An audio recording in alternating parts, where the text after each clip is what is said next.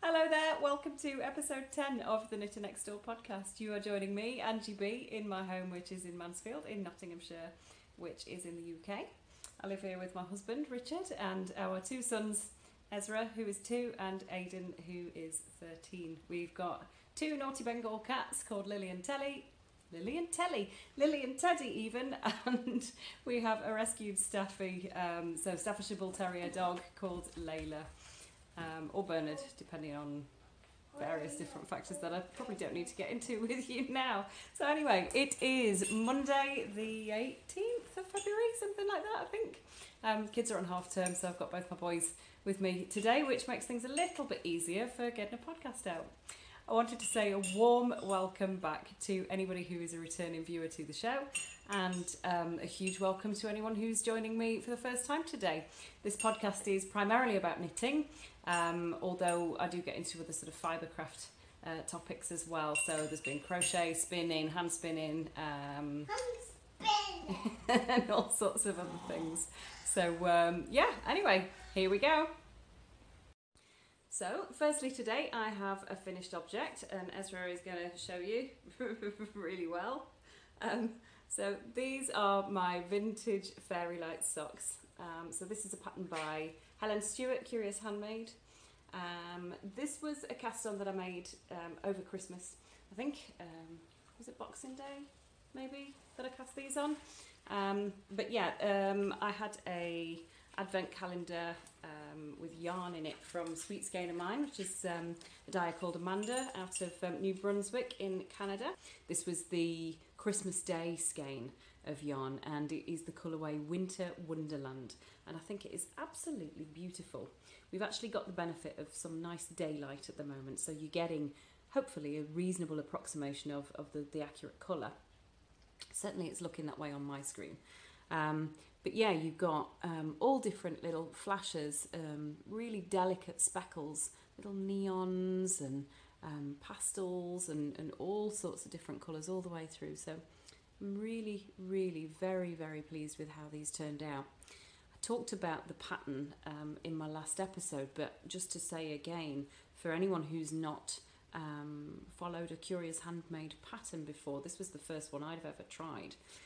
It actually comes supplied with like a chart that individually, row by row, shows you exactly what you're going to be doing, and you kind of can check your progress off as you go. I mean, I guess for some people that might be a little bit superfluous, but I think certainly if you're perhaps, as I was, new to making socks, it's really, really helpful to be able to just kind of have that little extra hand holding to follow the way through the pattern, and not just sort of feel that, oh, I'm not sure how many rows I'm going to be doing, or whatever that looks like. It just really gives you that little bit of extra confidence to follow the pattern, I found. There's the dog snoring in the background. Okay, so what else do I want to say about these? They were, pattern was written to be, they were knit one at a time, but I just basically used some YouTube tutorials that I found to convert it to knit 2 at a time using the magic loop technique. So I knit these on my Cayuga needles with a long cable and knit them 2 at a time rather than 1 at a time. I did that across the heel as well. I didn't sort of finish one heel and then move on to the other one. I did go across this heel and then that one and then back across. So I knit 2 at a time right the way up until the toe closure, and then I just decided it would be easier to close one toe and then the other toe. But of course, by that point in time, the whole reason I was doing 2 at a time was kind of was finished with.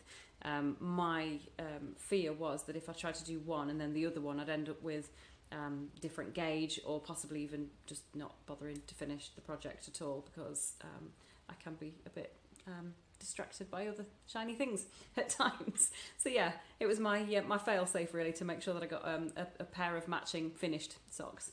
And yeah, so mission accomplished. Took me probably 3 or 4 weeks in the end. These have been finished a while. They've been worn quite a bit, so apologies if you can kind of see a bit of a shadow across the bottom there. I was trying to keep them nice and not wear them, and then I just got bored and wore them. So these are my worn socks for your viewing pleasure. They smell nice. They've been washed. Washed them especially for you today. There you go. You are honoured. But yeah, it was a really, really nice pattern to follow. These little Christmas lights here, really, really clever how they're made. Got a twisted rib on the cuff there, so that was nice. I used a German twisted cast on. Can't remember whether that was in the pattern or not, but I do find that sort of nice and stretchy. And yeah, it's a heel flap and gusset. I didn't have any problem picking up the stitches or anything like that. I think on one of the socks I got a bit mixed up with one of my decreases. Just trying to do the heels 2 at a time probably wasn't necessarily the best thing in the world to do. There we go, you can see my line goes a little bit wonky, but do you know what, I really kind of don't care. By the time I noticed what I'd done, there was no way I was going to sort of tink it back and correct that, so I just kind of fudged it, but it's all good. It's all good. I made them probably a little bit longer. Anyone that's seen my previous episodes maybe have been horrified by my hideous bunion feet. And what I had to do was to kind of accommodate for those, so I needed to knit them a bit longer. I basically kept trying them on as I was making them, and it was very apparent that unless I gave them extra length, they wouldn't actually stretch to fit around my manky feet. But these are now the perfect fit, so they're just a little bit long for my sock blockers, but they'd be too short for the bigger size, but they're all right. They're okay. They certainly fit my feet, which is the main thing. So there we go. That's my vintage Fairy Light socks. Finished. I'm wearing the Ambient sweater by Erie, and this is something that I knit last year. In the first ever episode of The Knitter Next Door, this is what I'm wearing in that, and I talked at the end of the episode, because I completely forgot about it up until that point, about all the different yarns involved and what I made of the pattern, etc. So I won't really go into that now, but just to say that if you were interested, that's all in episode 1, right at the end of that episode. It's Eden Cottage yarns, and it was a gorgeous knit, and I love it, and I wear it so very much all the time. So yeah, I just thought I'd plonk that on for today. Okay, so something else I've been working on is my scrappy blanket. So this one, it's a mitered square blanket basically, but this particular way of achieving the mitered square is a pattern, a free pattern on Ravelry by Kemper Wray. So it's the Coziest memory blanket if you want to have a look for that. So since the last time I showed this on the podcast, I think I've done, where are we? So that's about 8 squares. So this one, this was a scrap that my mum gave me from some yarn that she'd caked up. This is Mothy and the Squid, and it's in the colourway Flamboyant Cuttlefish. So that, isn't that fab? Look at that. How beautiful is that? Sorry, I covered my mouth just then. Didn't mean to do that. And then we have this one here. Now this is so special to me. This there's a lady whose podcast that I watch. She's called Deanie Abel, and she has the Dear to Me Knits podcast. We both started podcasting at very similar time last year. I think she was just 3 or 4 weeks in front of me, and we kind of have become friends over that time.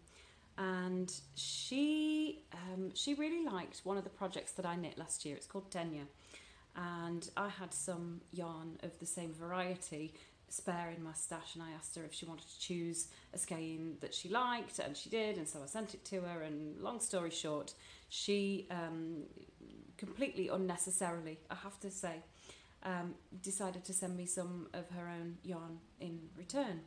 And what arrived was this most amazing package of little, sorry, I'm really distracted. There's a little squirrel in my garden, an actual squirrel. So I'm going squirrel, and there he is. I don't know if I'm pointing the camera at him or not, but literally, it really was a squirrel. Okay, so back to Deanie, my lovely friend Deanie. Okay, so yeah, she sent me the most amazing package full of like little minis of yarn that she's used in other projects and some of her own hand spun, and it was so unnecessary, so unexpected, but so wonderful of her, and I am so very, very grateful. And this is the first thing that I've made with one of those bits of yarn that she sent. She sent them specifically so that I could put them into this project as well, and I absolutely will be doing so with every single one of them because they're all beautiful. But this one, I checked with her the other day. This is from a company called Rose Hill Yarns, and this colourway is called Stop Mowing My Strawberries. And look how beautiful it is. Look at those speckles. It's delicate and gorgeous, and yeah, I'm really pleased with that. So thank you, Deanie. Thank you so, so very much. What's this one? What is it? Ah, I know. This is from Edinburgh Yarn Festival last year. It's the colour that I used in my finished swag. It is... I'm not going to get there, am I? Townhouse Yarns. What's wrong with me today? Seriously, it's that blooming squirrel. So Townhouse Yarns, it's their Fade Street 4-ply in the colourway Phenomenon. And this was the main colour that I used in my Zweig sweater. That was a finished object in last episode. This one, I've no idea who the dyer is. I've no idea what the fibre is. I'm sorry, I can't tell you anymore. But what I can tell you is that this is a little mini that I won in a raffle at Atlantic Knitscape last year. So this is so, so precious to me, this yarn. And I think it's beautiful. Absolutely beautiful. Stunning. This one is my lovely friend Hannah of Hey J Yarns. This is her Tits Out Collective colourway that she did, which was If I Want Exposure, I'll Get My Tits Out, but I'd rather a big squishy hug edition. So that's Hannah from Hey J Yarns, and this was the yarn that I used to make my exposure top by Julie Dubrow. And again, I love how that's come out in this little square. Mint. It's a sparkle yarn. I'm not sure that you can particularly see that. Maybe it's showing, but yeah, it's gorgeous. This one is Blueface Leicester High Twist from Qing Fibres. This was one of the colours that I used for my Texture Time shawl that I made last year. So that was the West Knits Mystery Knit Along. So that's that one. I think the colourway was something like Warm Sands, and they were like a gradient, so there was 4, I think, different colours, and they were just named Warm Sands or Golden Sands 1, 2, 3 and 4, and I think this one would be the maybe number 2 or 3. I don't know because I've not put any of the others in and I didn't write the details down, so I'm really sorry. This is gorgeous. This is probably a little bit fine compared with the rest of the blanket. This is actually a lace weight. It's not like the 800 meters to 100 grams. It's about 500 and something. It's the Capital Luxury lace from Neighbourhood Fibre Company, and it's a special colourway that was dyed specifically for the N Club, which was a club that I participated in last year by Laura Nelkin, and this was the 3rd project was made from this, and I recently have used that yarn for a test knit for Laura Nelkin that I can't really say much of anything else about, but to say that it's an absolutely amazing project, and once it's been released as a pattern I absolutely will be showing you. But yes, I used this as my main yarn for that particular project. So yeah, it's in the colourway Cayuga Lake, and yeah, it's the Capital Luxury lace, and it's absolutely divine. It's such a beautiful, beautiful colour, and it's really beautiful to work with. I held it double with a mohair for the project that I was making. This one you'll recognise from my socks, hopefully. So that's the I've only just said it. What is wrong with me? It is the Sweet Skein of mine. Blueface Leicester, these are all fingering-ish, unless I state otherwise, like with that one. And this is the colourway Winter Wonderland. So that was my Christmas Day skein from my socks. And I think that's all of them, that's all the new ones. So it's coming on. I love how this is turning out. I'm not trying, or I'm purposefully not trying to sort of put the colours in any specific placing or order. I'm not looking at what they are particularly, I'm just kind of grabbing the next one out of the basket. And it is beautiful. So that can live on here.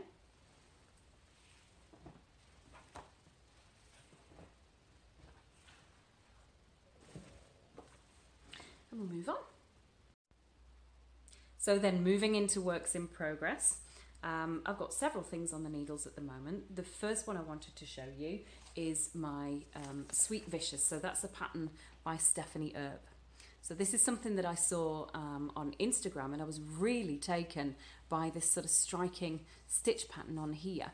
I liked the fact that you were able to hold sort of different weights of yarn together, and I'd seen a perfect combination in Marina's shop, so that's Pineapple Yarns.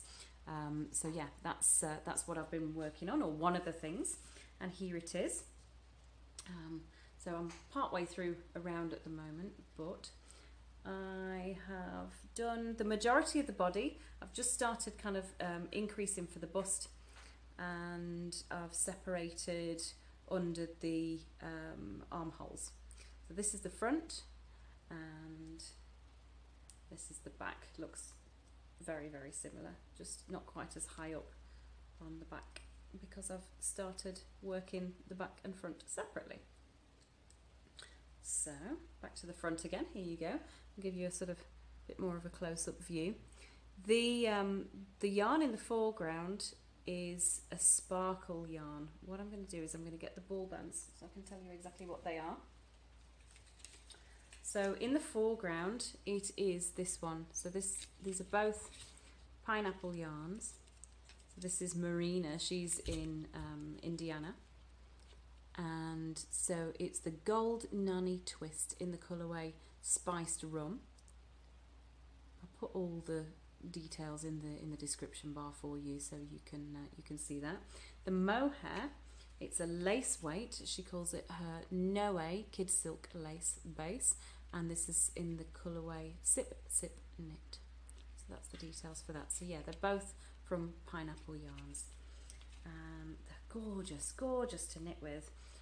Mohair, I have the same issue as probably most people. The fluff does kind of get up my nose a little bit whilst I'm knitting with it, but once it comes to wearing the garment afterwards, I don't have that same problem at all.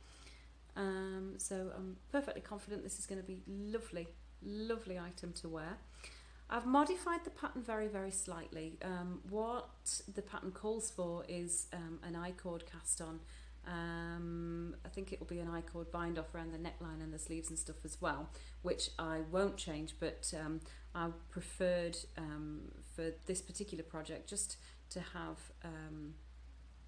a twisted rib for the bottom instead of the I-cord, just for that little bit. That's the only thing I plan on changing though. Stephanie in her pattern has provided really, really kindly loads of different information to allow you to adjust this top in pretty much any way that you fancy in terms of the shaping of it. So she's given instructions for how to turn it into an A-line or how to make it for an hourglass figure, and she's been really, really kind in providing that information.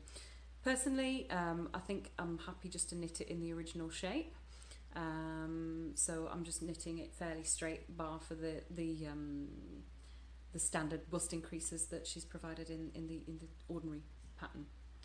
But I just thought there was really such a fantastic thing to do, to provide, you know, just the extra little bit of information about how to go about making this more personalised for your own body shape. I thought that was fabulous.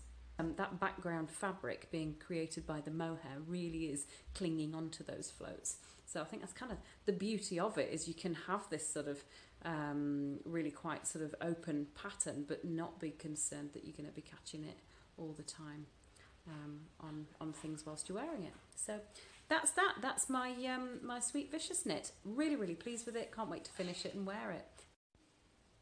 Okay, so those are the caked up yarns that I've got. This is what I've got left to finish my top. I'm hoping I've got enough. I should have enough, but it's kind of one of those, it looks possibly like I've got less than I actually have.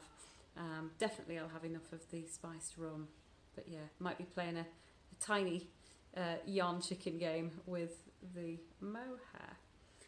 That's all been living inside my my cottage number 9 bag, and I've put my little Pineapple Yarns logo on there just so that I can remember at a glance what's inside the bag.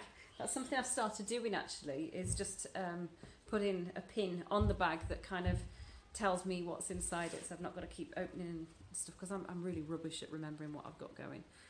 So yeah, that's my little code to myself, so I know what's in here. There we go. But you really wanted to know that, didn't you? So another project that I'm working on at the moment is being held in my Joan Mag bag. So it says "Oh Joy" on there, but that was before she rebranded. So this is a lady called Rachel who has the Yarn Equals Joy podcast. She's on about episode 5 or 6, somewhere there. So she's been doing it a couple of months. And so yeah, go check out her channel. This was from a giveaway that I won over Christmas time last year. And it did have the tag on it, but my sister's puppy ate it. So I took this with me to her house last weekend and it ate the tag. So I'm really, really sorry, Rachel, that I've not got that tag on there. It was on there, and there's no point even me trying to like show you what's left of it, because it was thoroughly eaten. But really enjoyed it. So anyway, thank you very much. But yes, I'm going to stop rambling. This is my bag. It is absolutely beautiful. You can see the sewing is just so perfect. Look at how nicely that's all matched up there on the seams and stuff. And the shape of it is really cool because you can fit a massive project in there. And then it's got the sort of snappers on the top, and you can fold these down, just basically turn it into like a bucket. So yeah, this is really funky little project bag there. So here it is. Here's my Guthrie. So this is a pattern by Caitlin Hunter. It does fit. It maybe looks like it's going to be a bit small as I'm holding it up, but I assure you I've worn it several times. Tried it on, you know what I mean by that. Not just randomly worn it with all the cables hanging out of it. Just like wander around with one arm just like half done going, yeah, look at me, like hanging onto a project bag. I don't do that, strangely enough. But yes, I have tried it on and it fits. What do I want to tell you about this? So this is probably the thing that I've worked on the most in between last time and now. And I'm almost finished. Look, I'm on the second sleeve and I'm probably, what, 2/3 the way down that sleeve? Something like that. Nearly at the end of the colour work and just about to get to where I put the cuff on. I made the cuff a bit longer than the pattern actually suggested, just to get it to where I liked it to be on my hand. And in the pattern, Caitlin does give you the option for how to extend the sleeves by adding extra repeats of this little section here. So I put an extra one in there as well, just because I wanted the sleeve to be nice length on me. I like to be able to have this facility where I can kind of just have the sleeve down and onto my wrist, but that it doesn't necessarily sit down there the whole time. I know what I'm trying to describe, even if I'm not making a good job of explaining it. So I'm knitting this from John Arbon yarn. It is this one here. Let me hold that up for you. This is something that I bought at Yarndale last year. It's 100% pure Falklands merino wool, and it's organically farmed. There are 250 metres or 273 yards in a 100 gram skein. And yeah, it's so squidgy and soft. The colours that I'm using are 79, which is the sort of pinky mauvey colour here, and 03, which is the sort of dark grey colour.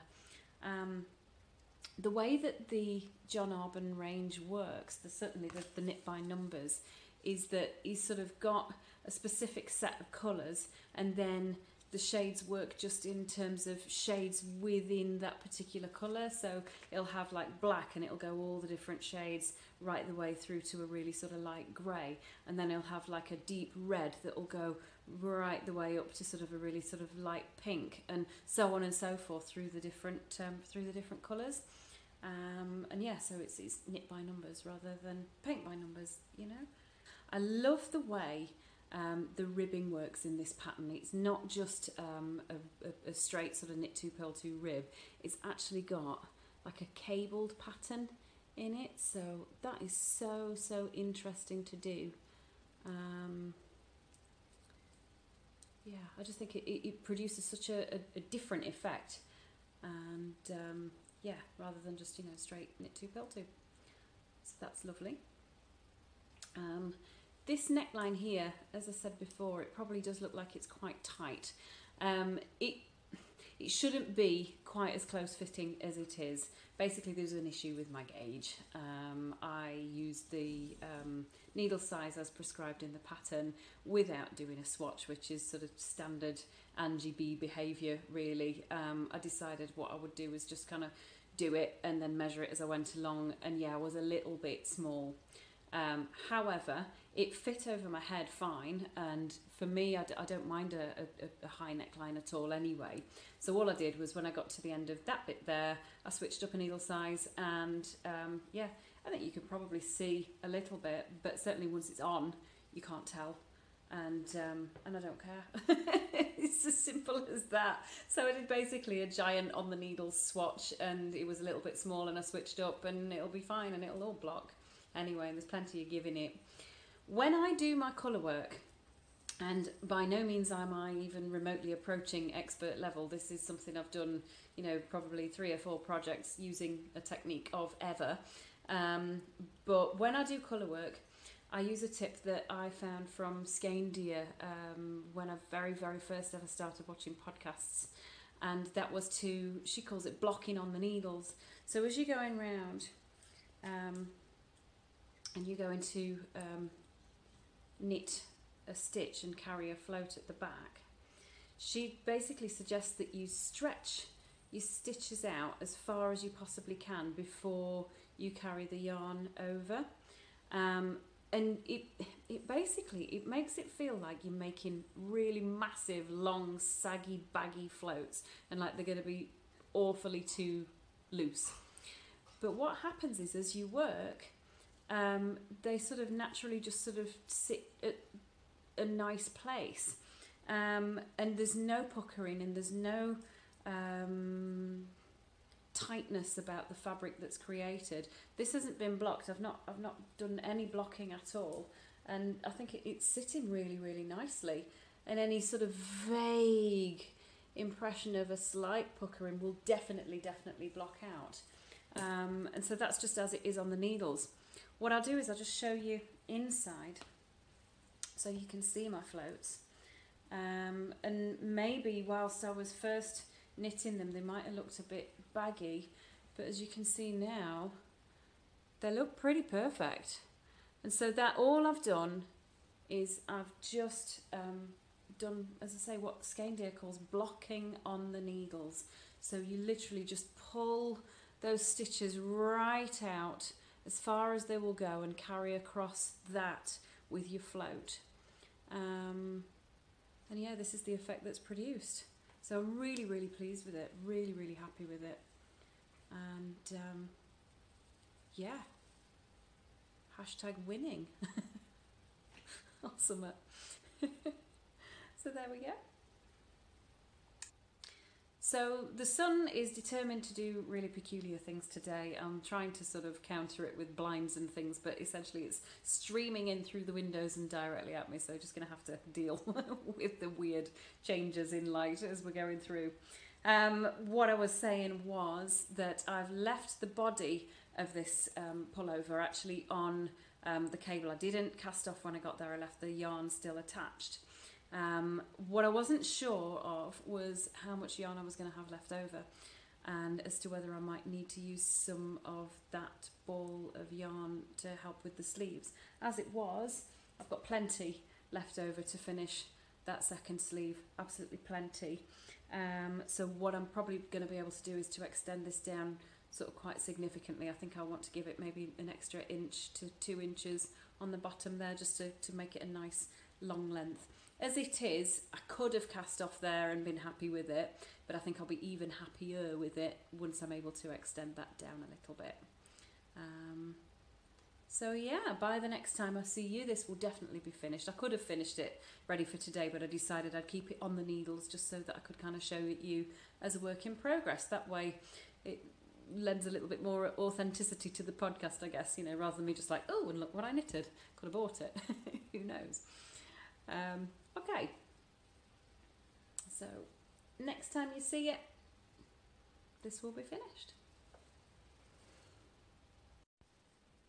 So because I enjoyed it so much last year, I decided to subscribe again to Laura Nelkin's N Club. So for those of you that are joining me perhaps for the first time and have not heard me talk about this, and maybe you don't know what the N Club is, it's essentially a 3-part knit along where there are 3 projects that Laura will design exclusively for members of this particular club. They're released sort of early, mid and late in the year. So the first one is January, typically the next one will be say May, June, and then it might be September, October by the 3rd one. We don't know in advance exactly what the projects will be, but as a for instance, last year it was a poncho, a cowl and sort of a wrap. This year the first one is a shawl, and so this was the card that came with the project pack. You get a project pack delivered. You can opt to have it with or without beads. There will be an exclusively dyed skein of yarn that's only available. That's something that Laura will have worked with the dyers specifically to produce for this kit. And the patterns and things are only available to members of the club for a period of time. There is exclusivity on that. I know she does still have very, very, very few limited spaces available for the club. So if it is something that you were interested in, do go and take a look. Again, I'll put the details in the description bar. But yeah, the first one for this year is Cobbling Around. And I've made a start on it already. And it is going to look like this. So that's not a secret anymore. This has been officially released as the first instalment of the club, and it's a Shetland lace shawl, and just I can't even begin to describe to you how beautiful this thing is going to be. So this is the yarn, and it is on a base called Mist by Essence of Autumn Yarns. The colourway is Cobblestones of Scotland. So yeah, how beautiful is that? It's 150 grams in here, so that's 1,095 yards or 1,001 meters, depending on what your unit of choice is.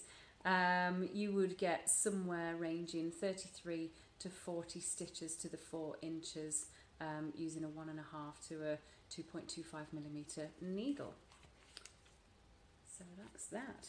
And my project is nestled in a little bag that I made for myself last year that I've shown before on the podcast, but I'll show you again.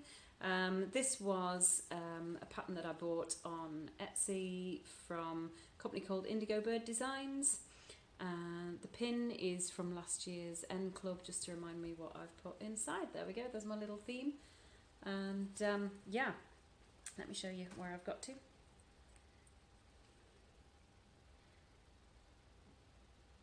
No idea whether I'm showing you the back or the front. Don't suppose it particularly matters. But yeah, I've never ever tried to do Shetland lace before, so there's quite a few kind of new things to me in here. So you have these sort of like eyes and things going on that I've never done before. And if you've watched my podcast before, you'll know that my whole sort of MO is learning and growing and experiencing new things and trying new things and and just wanting to develop my skill. Basically, I'm not comfortable to kind of just sit still and do the same thing over and over. I do that, but equally I want to try and kind of expand my repertoire. So this really was right up my street. Got, you know, several new things in there to learn how to do, and it's a challenge, but it's not that much of a challenge that it's, you know, that it's out the way. It's nice. It's nice to do. I'm really thoroughly enjoying it. And what you see here is probably 3 or 4 evenings work. It's not television knitting. It kind of is. So it's the sort of television knitting where you can keep up with what's going on the screen, but you can't look up too often. So it's perfect for kind of knitting podcasts and that sort of thing. This is ideal for listening to stuff that you don't have to look up the whole time.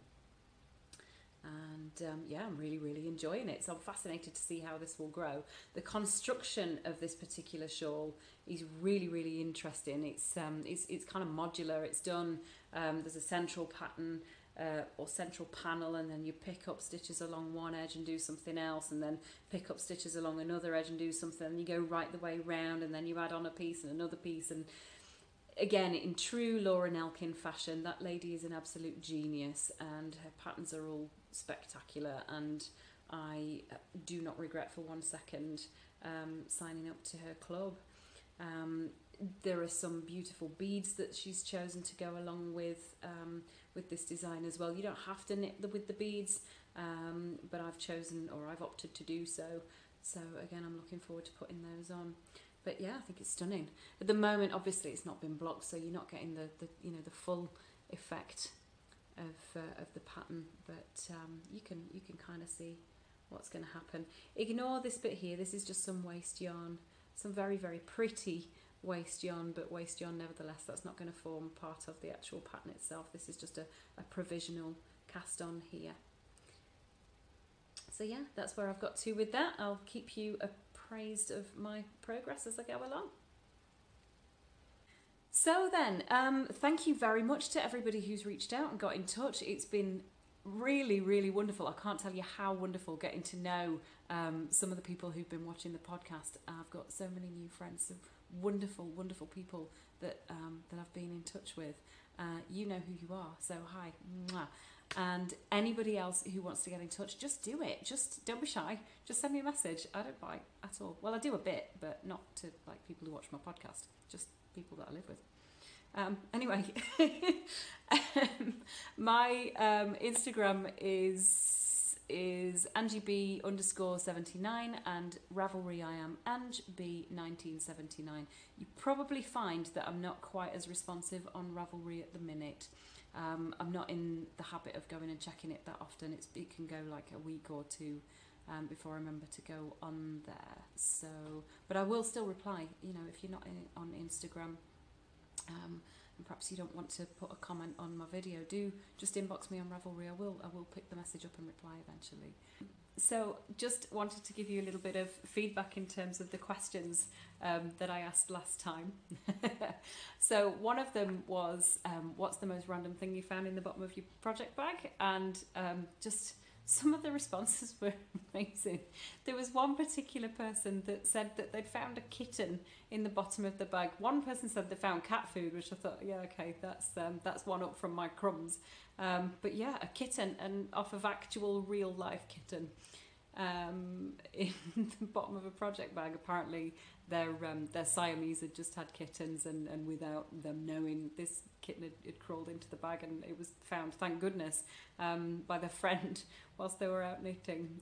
But yeah, God, that could have gone horribly wrong. There was one lady who found her wedding ring at the bottom of the bag.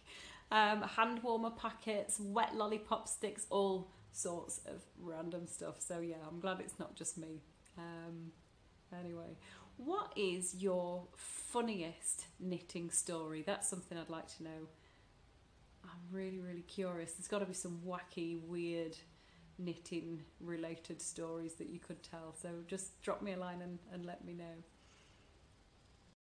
So you might remember from last time I put a little kind of call out for my knitters next door to get in touch if you wanted me to share any of your projects with the rest of the audience, and a couple of you really kindly did so. So I have a subscriber called Peggy, and she lives, I think she said it was a small town in northern Louisiana, and she has shared with me a picture of a really funky scarf that she's knitting, which is kind of like an alligator. It's really, really cool. So I'll pop a picture in here.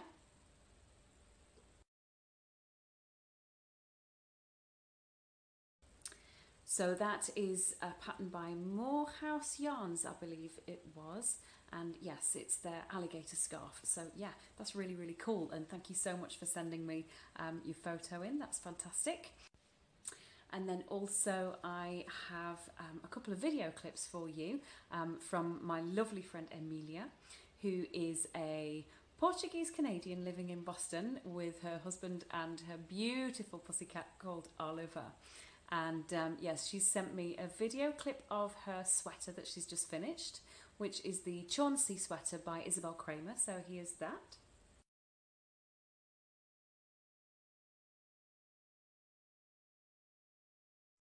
So yeah, how gorgeous is that jumper? That's absolutely amazing.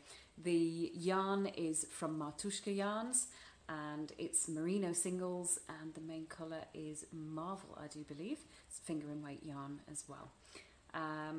There is another clip from Amelia that she sent of her spinning wheel and a beautiful little pouch that she's made to house her spinning tools. So I'll just pop that in here for you. This is my landrum, and this, I just wanted to show you this little bag that I made a long time ago. I made it, there's no pattern, and then I felted it, and then I freestyle some embroidery here.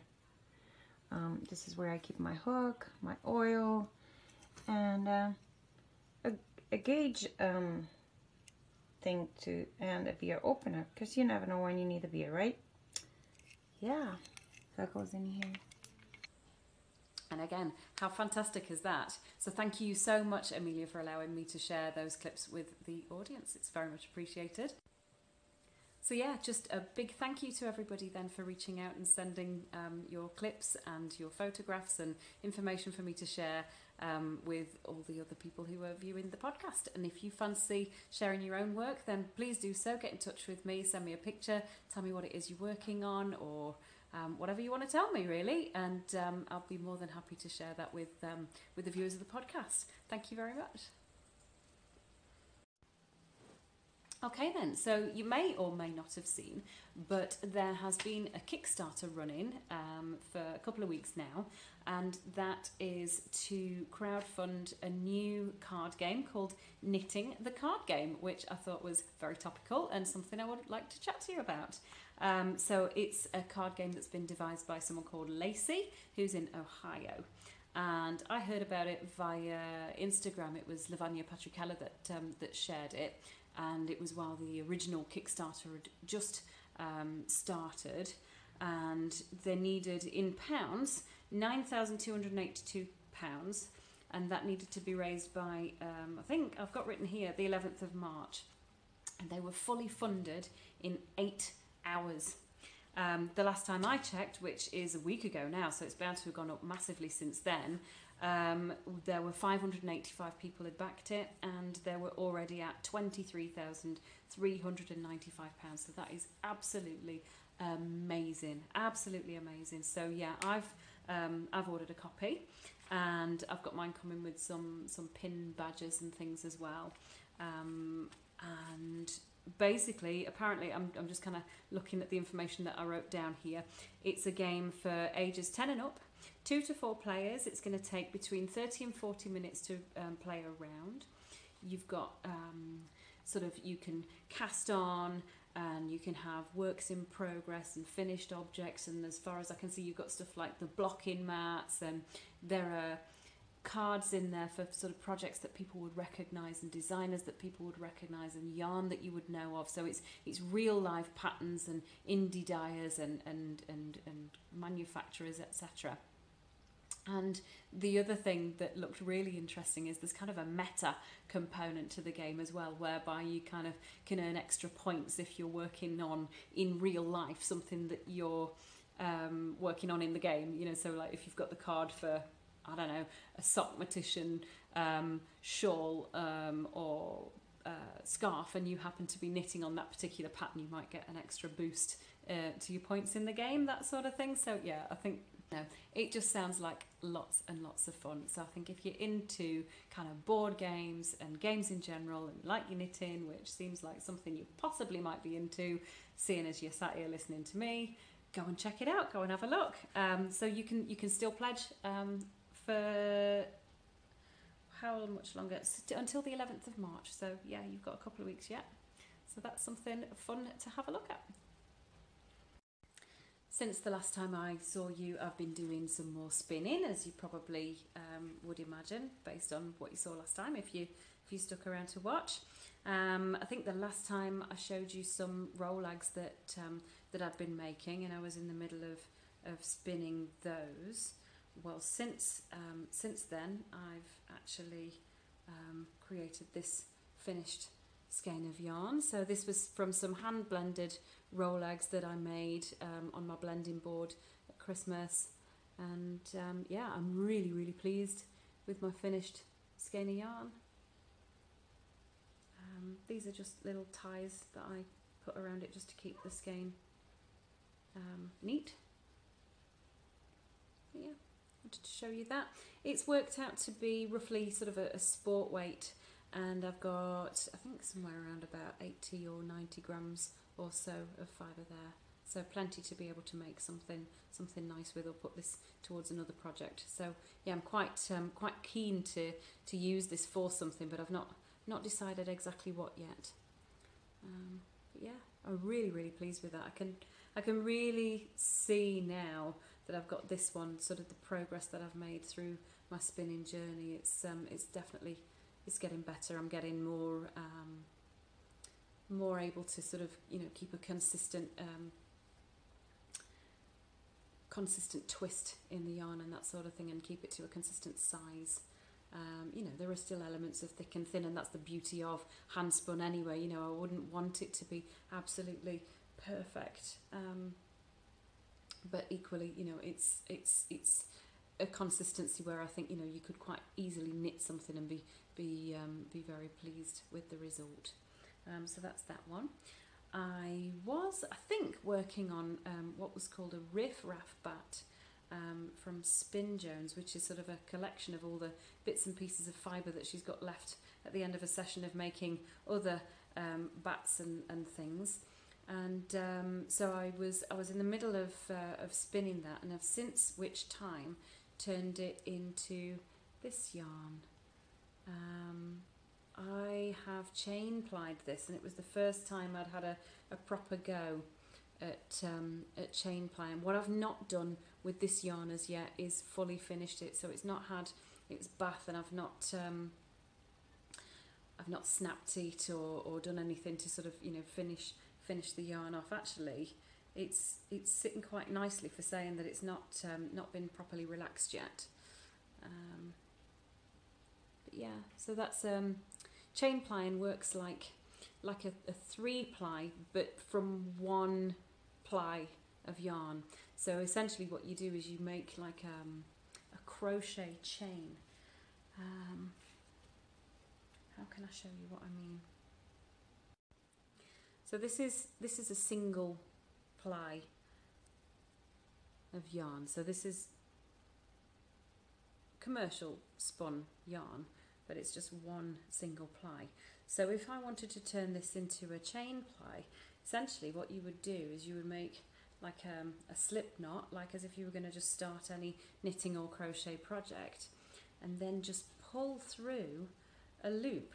And the act of pulling a loop through the loop gives you, look, 3 plies. So you pull that through, and then those 3 get twisted together, and down this loop you then pull through again, and then those 3 plies get twisted together, and you pull through again and again, and that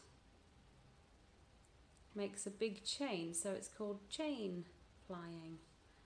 This would be attached to the spinning wheel to add the twist. You don't kind of try and do this by hand. I'm sure you probably could with a spindle attached to it, but for the purposes of what I've done that on a spinning wheel. So yeah, that's very sort of crude description of chain playing for you, just so you can get an idea of what I mean.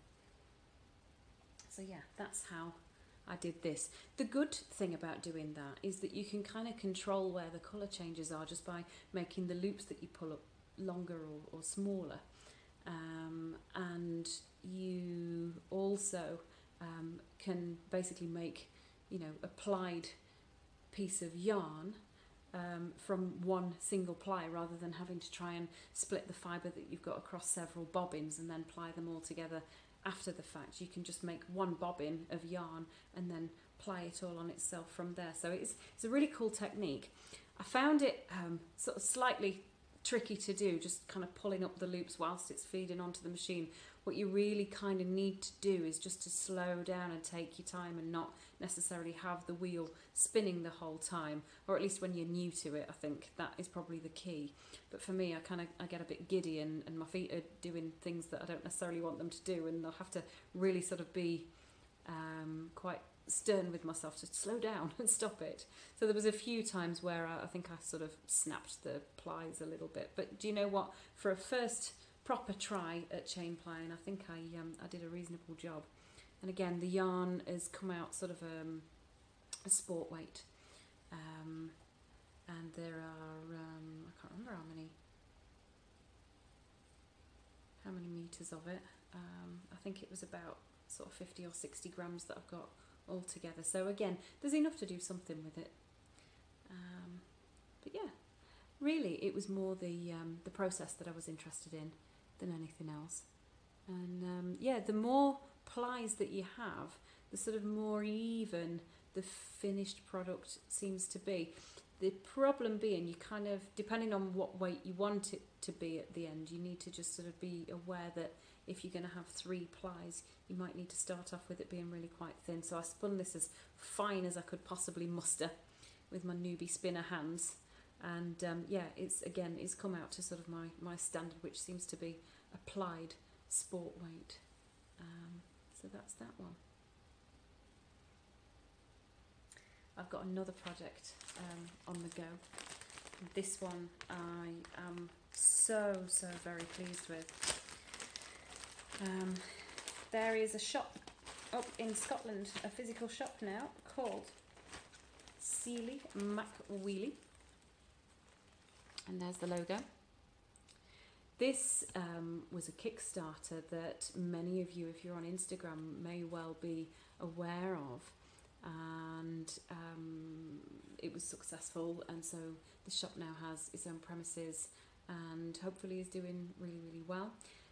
You can access her wares online, and you can obviously go and visit the shop if you're up in the area. But this is a braid that I bought from her in person at Yarndale last year.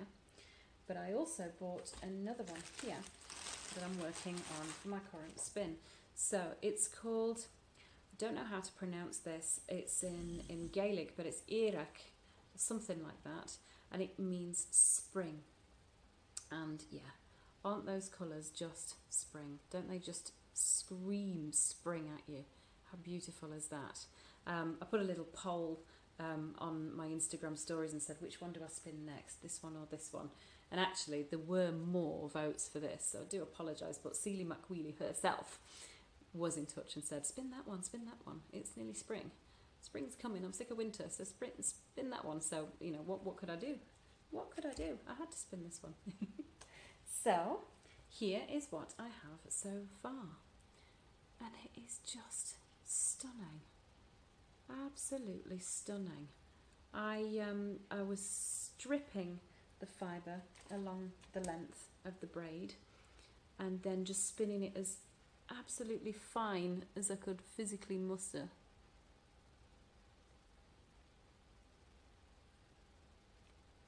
And I think I've done a reasonable job.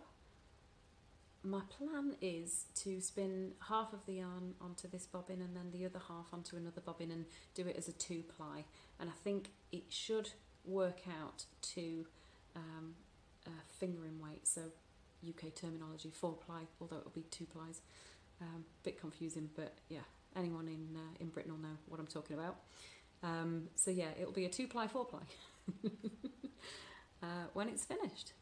But yeah, I'm so pleased with that. I'm not sure that the colours are coming out quite as nice as they appear in real life on the screen, but yeah, very, very nice, very, very nice.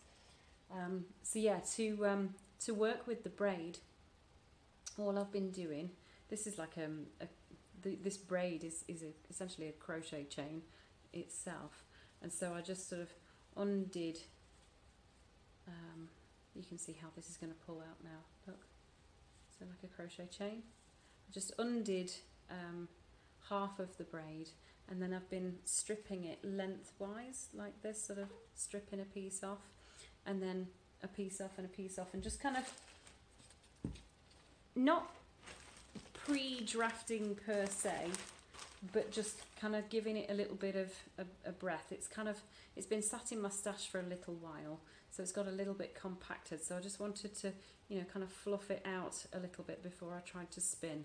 I thought that would give me really a better ability to spin it as fine as possible if I'm not sort of wrestling with the fibre as it goes onto the spinning wheel, and that really has been working out quite well for me. So just stripping the braid down to you know,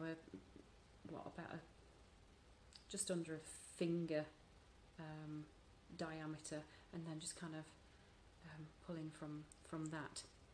For this particular spin, I've been trying to spin using sort of a worsted technique, so a short forward draw, so holding the fibre in one hand and then just literally just short pulls forward and letting that onto the wheel. It's kind of like an inch pull type effect. I have to fight with myself to do that, because naturally all I want to do is just sort of pull back and do a long backwards draw, which would give you sort of more of a lofty woolen effect. But with this one I really wanted to try and do the opposite to what my natural default would be, and just do the short forward, which is more of a worsted spinning technique. And yeah, it's coming out nicely. So yeah, that's the sort of thing that I've been stripping that braid down into, and then just keeping a little collection of those going and spinning from those.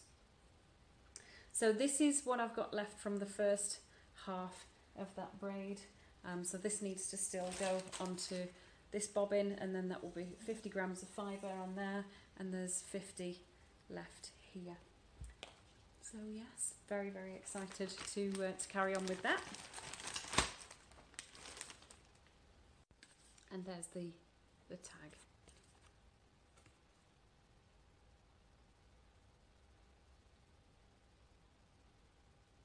So you can see the fibre content. You can get hold of this exact braid online, so again I will leave the details to the Celia McWheely shop in the description bar below, and do definitely check her out, it's brilliant. I'm so pleased that she was successful with her Kickstarter. So I think that's about me done for today. I've got loads of other things that I really wanted to talk to you about, but I'm aware that I don't really want this episode to drag on for too very long, just to kind of make it easier for people to watch and that sort of thing, and so that I've actually still got something to talk about next time. So I'm going to leave it there, and I hope you all have a wonderful, wonderful couple of weeks in between now and the next time I see you. I do say it every time, but I'm going to try and not to keep you waiting too long between now and next time. And I'm hoping, fingers crossed, between now and then that we will hit the 1,000 subscribers mark. And so next time I see you, I want to do some sort of giveaway. So definitely stay tuned for that. Come back and see what we're doing next time, and I will have a look through my stash and come up with a few bits and pieces of goodies to send to one lucky viewer, or a couple of lucky viewers. I've not decided what that looks like yet, but we'll see. So come back and see me next time. In between times, what is your weirdest knitting story that you can possibly think of that has happened to you or someone that you know? Not just something random that you heard, something that's happened to you or someone that you know that involves knitting. It can be as obscure as you like, and the filthier the better. But tell me something that's going to make me laugh in the comments below. And yeah, I will speak to you next time, and you take care and happy knitting. Bye now.